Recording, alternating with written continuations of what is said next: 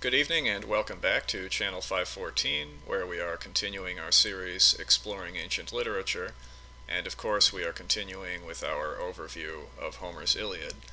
Now, we'll try to complete this overview in only one or two more videos, because I looked up the name Iliad on YouTube yesterday, and I think also the day before, and I got no less than 48,500 hits, so you definitely have lots of options if you want to find out about this text on YouTube. And I can't promise that this option will be way better than any of the others or anything like that, so I do appreciate, meanwhile, anyone going with this option, the Channel 514 option, because, well, I just appreciate that, and also, I'd like to specially greet and thank all of our viewers in the wider world outside the US, especially in countries where we seem to be getting more views than in others, including the UK and Bolivia and Germany and Poland. So, again, I greet and thank all of these viewers, but we can move on in this video into book 4, and we'll see how far we get, and I think I'd like to get up to about I think 19 or 20, 17 I think. I want to hopefully get through book 17 in this video, so hopefully it'll be books 4 through 17. But before going on, I'd like to take a moment to recap some of the important themes that we've identified in the text. Now, naturally there are quite a few of these that one can find if one is looking hard enough, and of course different hermeneutics will find different themes and ideas, but some of the more important ones, well, we'll remind ourselves of some of the more important themes before we continue. Now, one of these that we can cite is, of course, the wrath of Achilles. The character Achilles has a problem with his wrath and with a certain inhumanity in his character, and he has to overcome this problem. And of course, this theme comes right out in the invocation of the Muse at the very beginning of the poem. Now, the invocation of the Muse also brings out another theme, namely that, as it says in the text, the will of Zeus was moving toward its end. Now, how can we interpret this? Well, I think what it's saying is that the gods have an agenda that they advance behind the backs of and over the heads of human beings, and with little to no regard for the implications that this agenda has on the lives of human beings. So, another way to put it, I think, is the gods afflict man and bedevil his life. And so, this is especially noticeable in the experience of the character Hector in our story, and of course he is the leader of the sons of the king of Troy, Priam.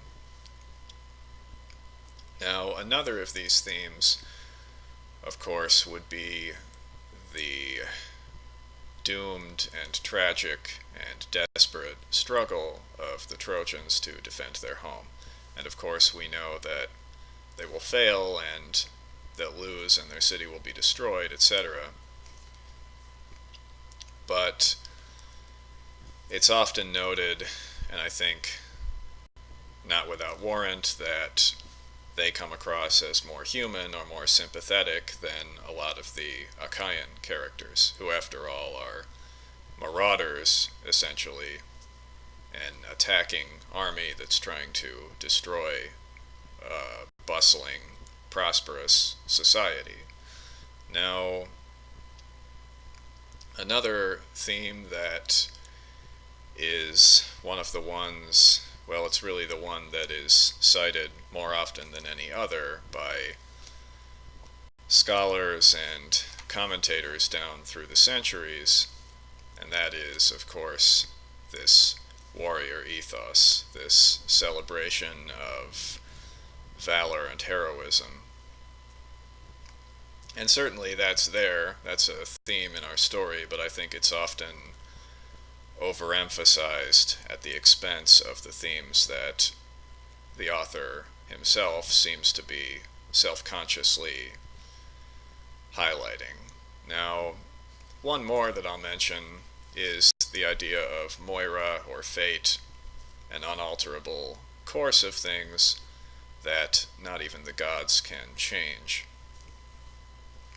And I think it's possible to overemphasize that theme also because the author seems to be more interested in the will of Zeus moving toward its end than Moira moving toward its end. And so it's really more the gods who are bedeviling the human characters in our story than it is fate.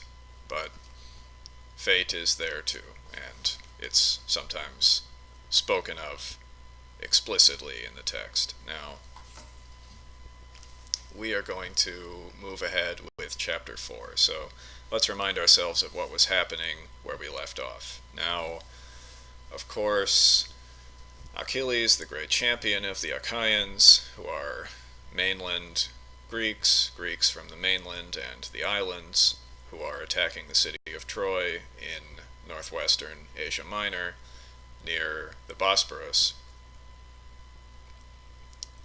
The champion of the Achaeans, Achilles, one of their chieftains and the most illustrious, he is offended by the High King, or the supreme leader of this broad coalition of chieftains and their men, and he withdraws from their cause and asks his mother, a sea goddess and a special favorite of Zeus, the king of the gods, to intercede on his behalf with Zeus and bring it about that the war will now go badly for the Achaeans who have offended him. And so Zeus sets right about bringing this to pass, and he does this by sending a false dream, an evil dream full of false hopes, to Agamemnon, the leader of the Achaeans, telling him that now is the time to redouble his efforts and mount a large attack against the city.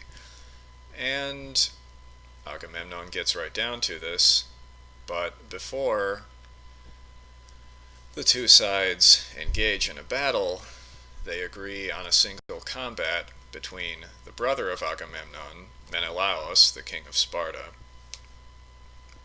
and Paris, one of the sons of the king of Troy. And of course, Menelaus is the husband of Helen of Troy, and Paris is her paramour with whom she's gone to Troy, so it's easy to see why that single combat would come about. But Paris escapes from the single combat when he is about to be killed, and he escapes with the help of the goddess of love and beauty, Aphrodite, because he's a special favorite of hers.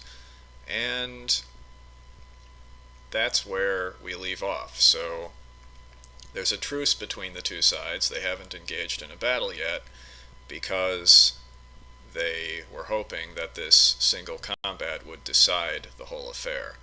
But that is not to be. So in the beginning of Book 4, Zeus is at pains to somehow dissolve this truce, and so what he does is he sends Athena in the form of one of the Trojan nobles, disguised as one of the Trojan nobles, to another of the Trojan nobles who is a skilled archer, and the disguised Athena tells this archer, Pandarus, that he has a really good shot at Menelaus.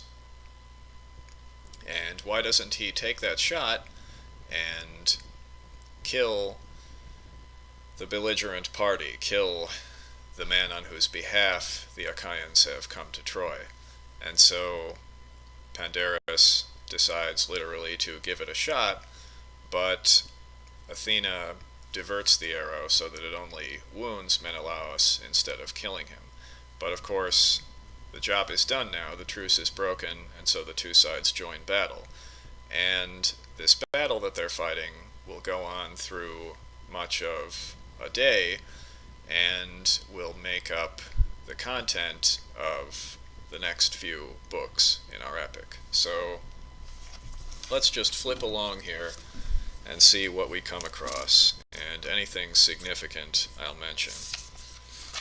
Well, one significant thing is that we meet a lot of characters in these next pages. So right away, because Menelaus is wounded, we meet this character Machaon, who is a physician on the Achaean side, and so he treats Menelaus. And he's also described as a son of Asclepios, and Asclepios, of course, is a Greek god who is believed to have been a man who was deified after being killed by Zeus with a thunderbolt. And so, in later times, he was worshipped as a god of medicine, and you may have heard of his cult center at Epidauros in mainland Greece, which I believe is in the Peloponnese somewhere rather than the mainland proper. But anyway, we also meet Idomeneus, the king of Crete, or we first see him acting and saying things here now.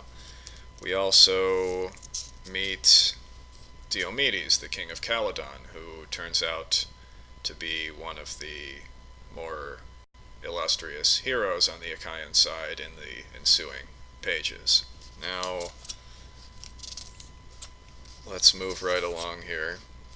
So, the two sides are engaging in what is known as champion-style warfare, so different champions, different noble warriors from the elite sections of society, they meet on the field as they ride around in chariots, and they fight duels, so to speak, with each other. And the winner often takes the armor or the weapons, or some of the armor or one of the weapons sometimes, from his defeated foe as spoils. Now, Book 5, Robert Fagles titles it Diomedes Fights the Gods, because one of the more interesting things that happens in here is that some of the gods try to intervene in the fighting, because Zeus has forbidden them to do so for the time being, but of course they still want to, because they have favorites among the men who are involved in the battle, and so they want to help their favorites. But they've been prohibited from doing so, and so every time they break the rules, Zeus finds out about it and tells them to stop, or in this case, he allows one of them, Aphrodite, to be wounded by Diomedes in battle. And of course, it's unusual in this epic and in Greek literature in general that you see a mortal actually wounding one of the gods, and you have to wonder, well, do they have bodies, or what does this even look like? And I think here and in other texts it says that they have something called ichor in their veins, so apparently she bleeds when she's wounded, but of course that discourages her from continuing to interfere in the battle, and so she flees back to Olympus. But that makes sense. Well, it makes sense that it would be Diomedes who does this, because his father, Tydeus, is a character in heroic mythology who is given to fits of irrational anger. So, in the story of the War of the Seven against Thebes, which we mention at some length in our fourth study in our series of 10 studies, Divination and Human Misery, Tydeus is a character in that story, one of the 7 against Thebes, one of 7 chieftains who have joined together to fight the city of Thebes. Now,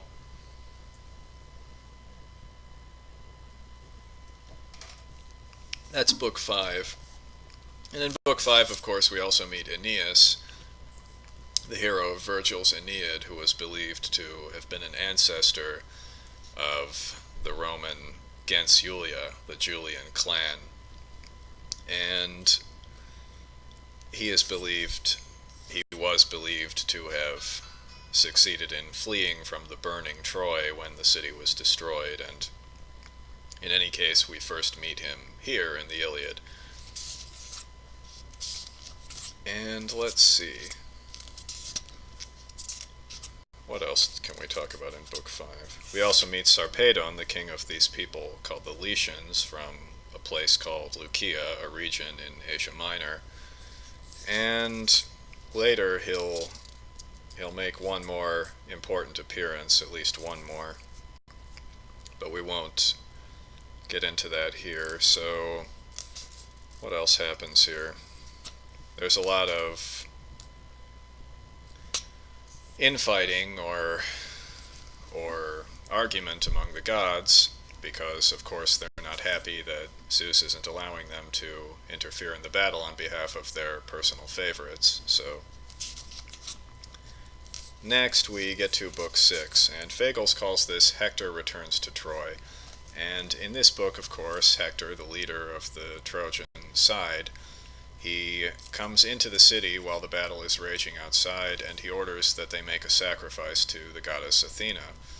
And Athena usually has associations with citadels and with the sacredness of a city-state and a society, and with the defense of that society.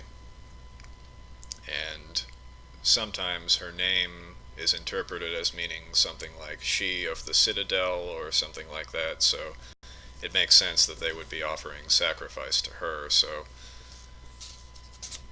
we know, meanwhile, that this is in vain because she's rooting for the other side, and the Trojans are doomed anyway, but here they are being pious and offering a sacrifice here. So there's an example of that theme that I mentioned earlier. The will of Zeus was moving toward its end. So as much as you supplicate them, they're not going to help you.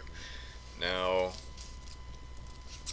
Hector also has a scene that is often described as touching and human here, where he goes to his home and meets with his wife and their infant son, and they both voice their concerns about what could happen if they lose the war, if Hector is killed, if his family is killed, if they're enslaved, etc.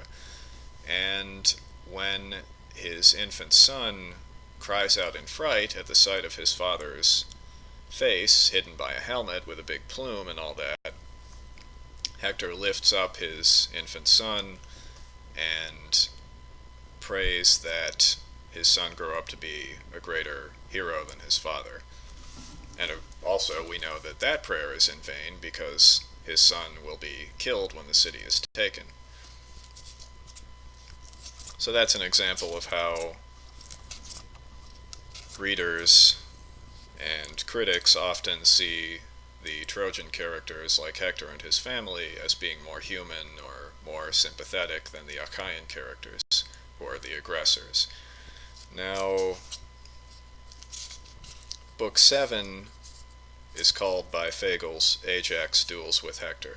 Now, some of the other characters that we meet in these books where the battle rages on are two guys named Ajax. Now, I'm pretty sure that name Ajax is Latin, and the Greek form is Aias. Usually it's given as Aias, A-I-A-S, and the two of them are distinguished from each other by being called the Greater Ajax, or Ajax the son of Telamon, or the Lesser Ajax, who is also called Ajax the son of Oileus. Now, we see the Greater Ajax a lot more than the Lesser one in our story, but what happens here is that the Greater Ajax and Hector agree to a single combat, and it comes to a standstill. They fight each other to a standstill. And then, as a token of respect, they exchange gifts. and the fighting ends for the day with that. And so both sides retire and bury their dead.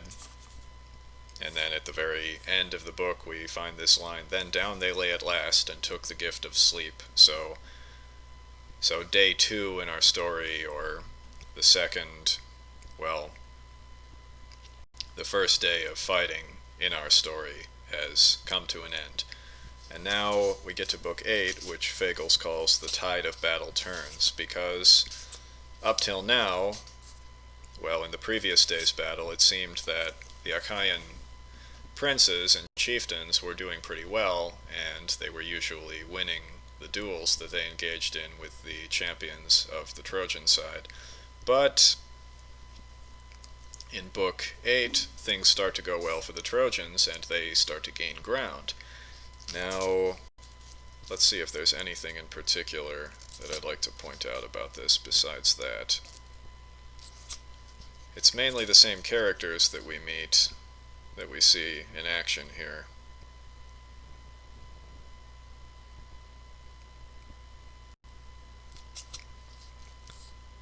And of course there's more arguing among the gods about what they want to see happen down on Earth.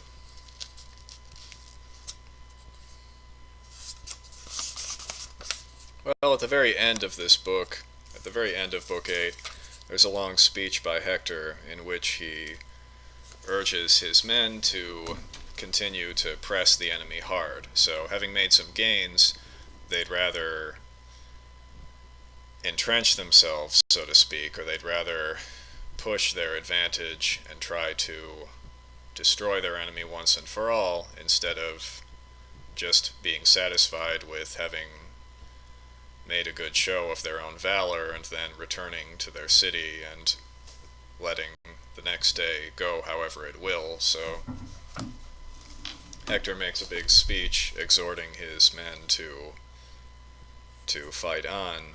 Now, let's see now.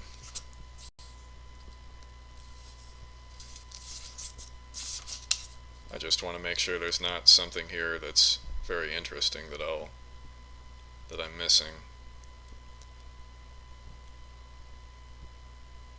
Okay, well, I think we can go on. So Book 9 is known as the Embassy to Achilles, or it's translated here, or the translator gives it the title, the Embassy to Achilles. I think there are many of these books or passages in our story, they do have these traditional names that you find in later Greek literature, but this is not one of them. Or this, I think, is one of them, actually, but I don't have that many of these names memorized, actually. Only a few do I remember off the top of my head, but this one, Book 9, naturally, the Achaeans don't like the fact that they're losing, and they want to have Achilles fighting on their side again, so they send an embassy to him to offer him all kinds of concessions. So they'll give him what he wants if he'll come back. And the characters who are sent on the embassy are old Nestor, the oldest of the Greek chieftains, the king of Pylos, who, as we mentioned in a previous video, often speaks in long monologues. And besides him, there's Odysseus, the clever king of the island of Ithaca, and the hero of the Odyssey. And there's an old man named Phoenix, like the city in Arizona, or Phoenix, which I think means purple or something like that. But he has known Achilles since the latter was a child, and so it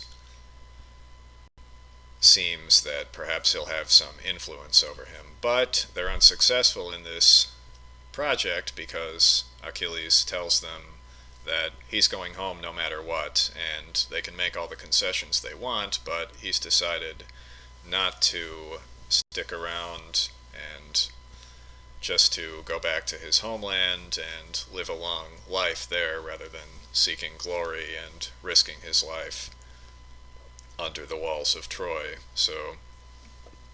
And we'll develop that theme later because there is something that Achilles knows about his Moira, about his fate or his destiny, and that is that if he stays with the Achaeans fighting against Troy, he'll win great glory, but he'll be killed. And if he goes home, he'll live a long life, but he won't gain any glory, and he'll just live to be old and die and be forgotten. So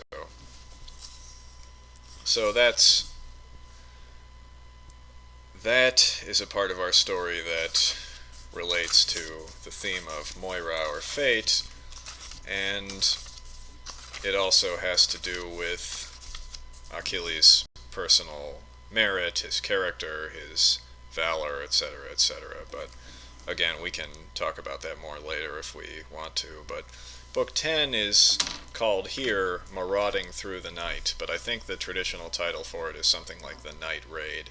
But in any case, in this book, it's night, of course, and both sides are encamped, and the Achaeans decide that some of their champions should try to cross over to the Trojan side and get information, and they're offered rewards by Agamemnon for doing this. And who should step forward but Odysseus and Diomedes, who often act together and have adventures together in the traditions about them. So they're on their way over, and who do they meet trying to come over from the Trojan side but a spy named Dolon, D-O-L-O-N, who has been recruited by Hector with the promise of a great reward, of course, to cross over to the Greek side, the Achaean side, and get information. And Dolon is wearing some kind of fox skin or something like that, some kind of cloak with fox fur, which marks him out as this clever, intrepid figure. So Odysseus and Diomedes threaten this man, and they find out from him that a people called the Thracians, a group of people from Thrace, led by their king Rhesus, spelled R-H-E-S-U-S, like a rhesus monkey, have come to aid the Trojans. And Thrace, of course, is just north of the Aegean, and so it's in the overall neighborhood of northwestern Asia Minor where Troy is located. So the Thracians have come to help Troy, and so Odysseus and Diomedes decide not to go into the Trojan camp, but to go to the Thracian camp. And so, when they get there, they find that everyone's asleep, and so they kill the king and some of his men in their sleep, and they make off with the king's fine horses. And this king is reputedly, well, he's famous for having fine horses, so this is a great exploit. And of course, when they get back to the Achaean camp, there's rejoicing and wine drinking, and everyone's happy that they've had this great success. Now, there's also a strong element of horror and the macabre in this chapter, because, of course, the act of killing someone in their sleep has a certain stark horror to it. And of course, this doesn't all take place under the bright Homeric sun, but by the dark of night. So, out of all the books of the Iliad, this probably has the strongest cast of gloom and horror to it. Now, after Book 10,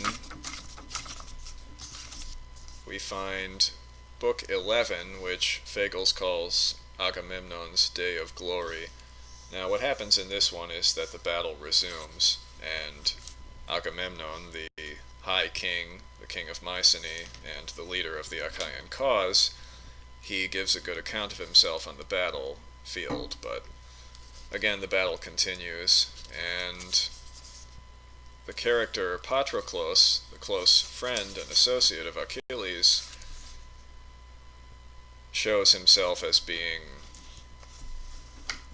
solicitous for the Achaean cause. He's checking up on them to see how things are going, and he's distressed that things are going badly.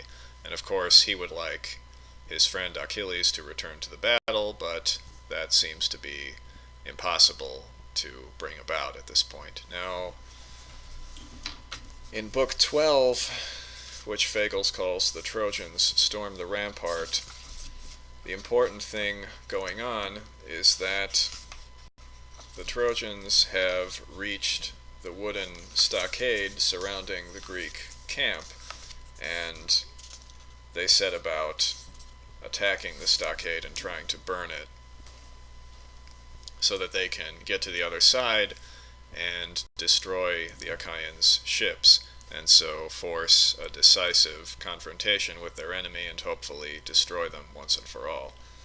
Now, there is something in here. I shouldn't have taken that bookmark out because there was something in particular that I wanted to mention here.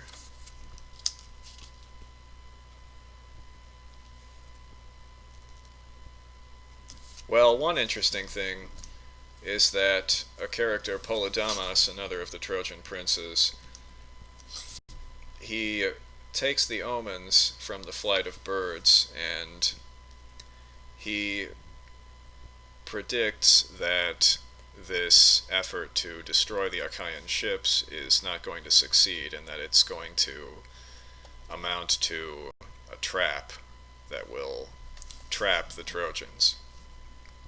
But Hector rejects this idea. He says, quote, "Enough, Polydamas, your pleading repels me now. You must have something better than this to say. But if you are serious, speaking from the heart, the gods themselves have blotted out your senses," etc., etc. "You tell me to put my trust in birds, flying off on their long, wild wings. Never! I would never give them a glance, a second thought, whether they fly on the right toward the dawn and sunrise, or fly on the left toward the haze and coming dark. No, no! Put our trust in the will of mighty Zeus, king of the deathless gods and men who die. Bird signs. Fight for your country. That is the best, the only omen," etc., etc. And ultimately he threatens Polydamas that he'll kill him himself if he won't stop whining about the birds, So on one level it seems like some very noble sentiment and a cut above the superstition of depending on auguries for help in making serious decisions. But also there's a tragic element to it because, as Hector says, put our trust in the will of mighty Zeus, and if there's anything at this time that he can't really trust and that's going to fail him in the end, it's the will of mighty Zeus. But that's Book 12. Now, Book 13 continues this same episode in our story, and Fagles calls it Battling for the Ships. So, let's see. I don't think we really need to spend much time on that. There's a lot of battling going on. Aeneas is an important character in this one. Also Deiphobus, one of the sons of the king of Troy. The king of Crete, Idomeneus, and his charioteers are important characters in here. And so on and so on.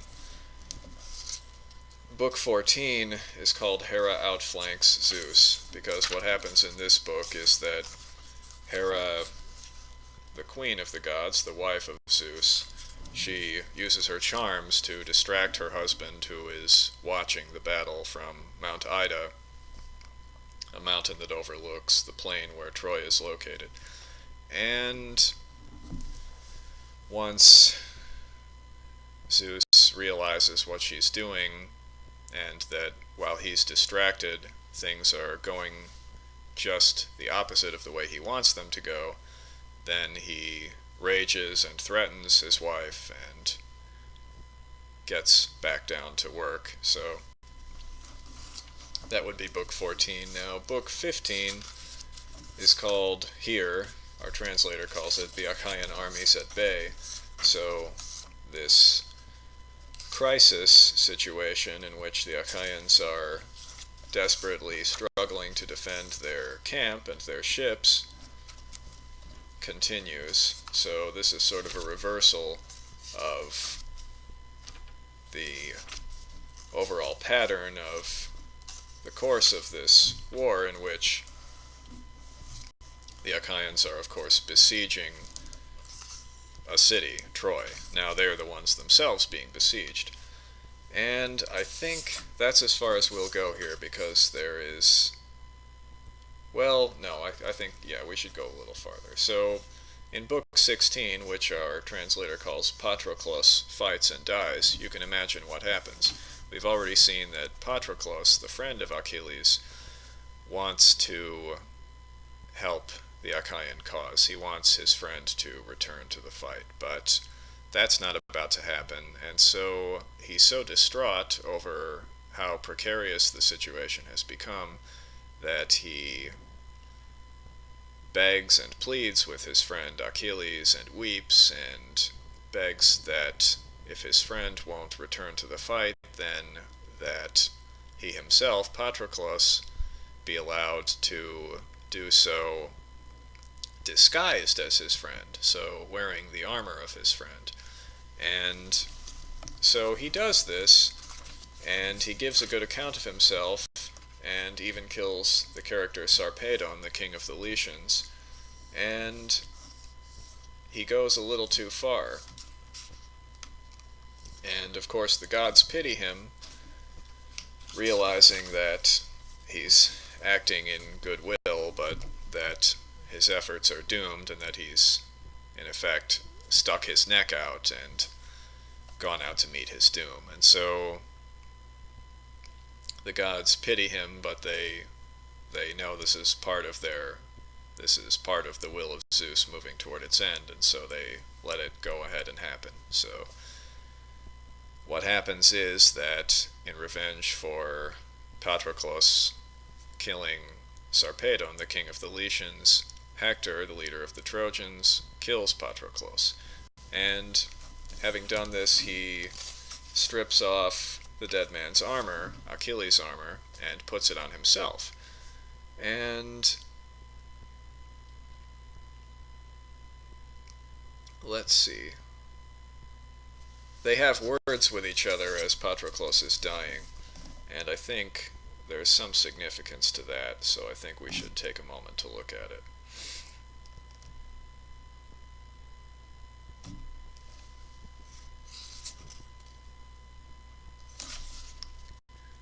Well, Hector mocks the dying man, or he reproaches him for having been overbold. He says, "Patroclus, surely you must have thought you'd storm my city down.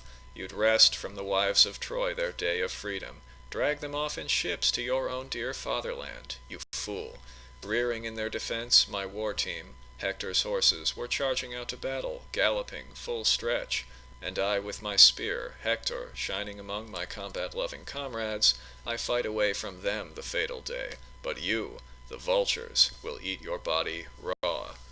So again, he continues reproaching him, and the dying Patroclus then reproaches Hector right back, or anyway tells him that he shouldn't boast in his victory here, because, as he says, "Even if 20 Hectors had charged against me, they'd all have died here, laid low by my spear. No, deadly fate, in league with Apollo, killed me," and so on.